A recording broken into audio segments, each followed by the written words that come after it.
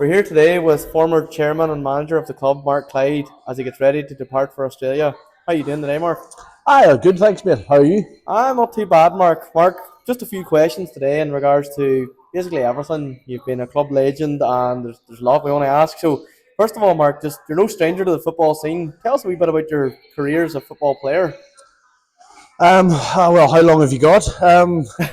My football career obviously started when I was a kid, playing for local teams here, Limavady Youth, and then obviously Newton Youth as well. Left here, went to England to play for Wolves, just to fly over every weekend. Kind of flew over on a Saturday afternoon after playing for Limavady Youth. Played for Wolves on the Sunday morning, and then flew back on Sunday night for school on Monday morning. So that was kind of my last year and a half of school. That's what we did. And then 3 days after I finished school, I moved to England permanently. So I was there at Wolves for about 9 years, 9.5 years. I ended up obviously being fortunate enough to play in the Premiership and represent my country, and then obviously was forced to retire when I was 24 for the injury. So cut short, but great memories and something I'll never forget. What would you say, Mark, would have been the toughest moment of your career in football?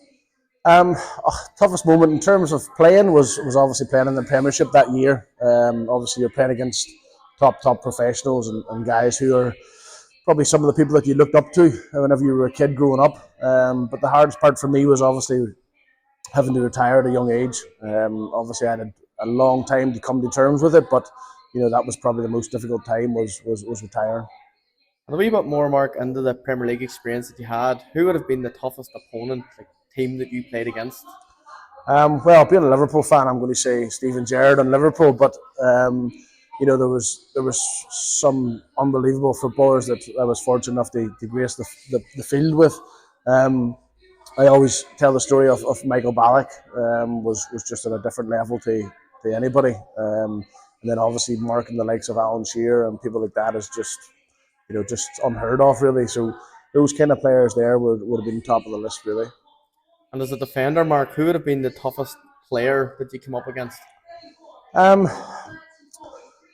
Toughest player in terms of marking, I would say maybe I'll never forget. Obviously, I know we were just chatting about it outside, but obviously playing against Chelsea away, whenever you were marking Damien Duff and people like that. But obviously playing Liverpool away at Anfield was a hard place, and obviously they knew I was a Liverpool supporter, and every time I wanted to take a throw in as fullback, they were shouting chants at me, telling me that you want us to win, which deep down probably was true, but obviously you're playing for Wolves, so you're hoping for the best. But I would say maybe the likes of Damien Duff and Joe Cole and people like that, whenever I was physically man marking them, would have been fairly tough, yeah.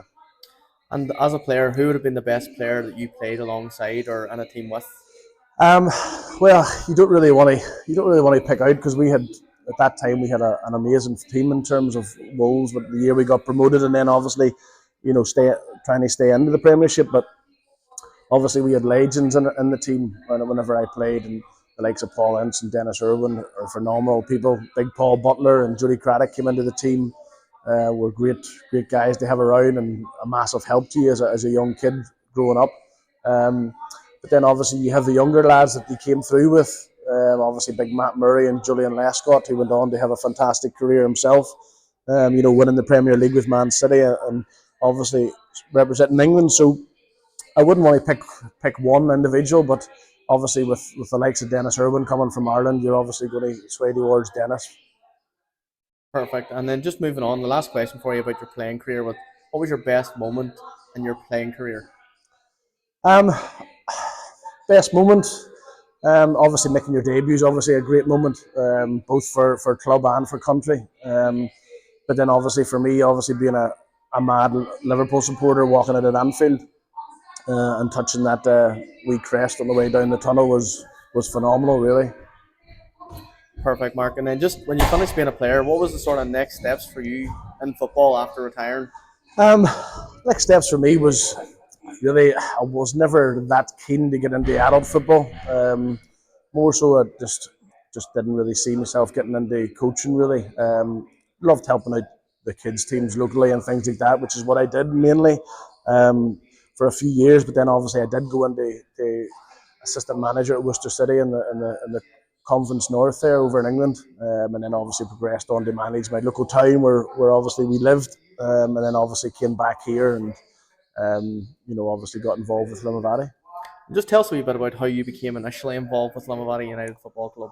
Um, Initially, obviously, there was obviously the managerial job came available, and that was the initial thing. And obviously, I came in and took over that position. Probably a position I maybe would like to forget because it wasn't a great record that I had. Um, but in terms of coming into the club, the club was always a great club and had great history about it. But obviously, it needed a wee bit of TLC. I needed a bit of hard work and a good team brought in to progress. So whenever the opportunity came to obviously step in and become the chairman, I jumped at it. And I think the wife wishes I'd never done because I told her I wasn't getting involved in football whenever I came home. But we jumped at it with both hands and brought in some of the guys that you still see around here now and still on the board. Great group of guys, and everybody mucked in and put the club on a good footing really to push forward. How do you feel the team and the club has improved since your arrival? Well, I think in terms of the team, obviously that was a gradual thing, and you've people there that helped to do that. Obviously, Lee Guy, and then obviously Andy Law came in and did a fantastic job stabilising the club at that time. Whenever we were heavily concentrating on off the pitch to kind of put the club in a good financial position. So those two guys are indebted to the club and always will be. But then obviously we brought Owensy and his team in, and obviously they pushed on and took us to the level we're at now. So yeah, in terms of on the pitch, obviously that was a more gradual thing. I think the biggest changes you can probably see around the club since we took over is the changes off the pitch. Obviously, a lot more of the communities involved now. The youths are involved heavily, so it's been more off the pitch than on the pitch. But obviously, in the last couple of years, Owens really pushed that side as well. So hopefully, the club is moving in the right direction, both on and off the pitch now. And Mark, final question: just where do you think the team will be in the next few years? Um, well, I'll be looking on, hoping they're at the top of this league certainly, or pushing the top of this league for the next couple of seasons, with the view to obviously being in a position then financially and obviously player wise to be able to make that next step again. So I think obviously not knowing what the new board and Trevor's goals are, but I would be likely to think that within the next 4 or 5 years they'll be pushing to get into the Premiership. Mark, that's perfect. Listen, thank you very much from everyone here at Limavady United Football Club, and we wish you all the best. No problem. Thank you very much.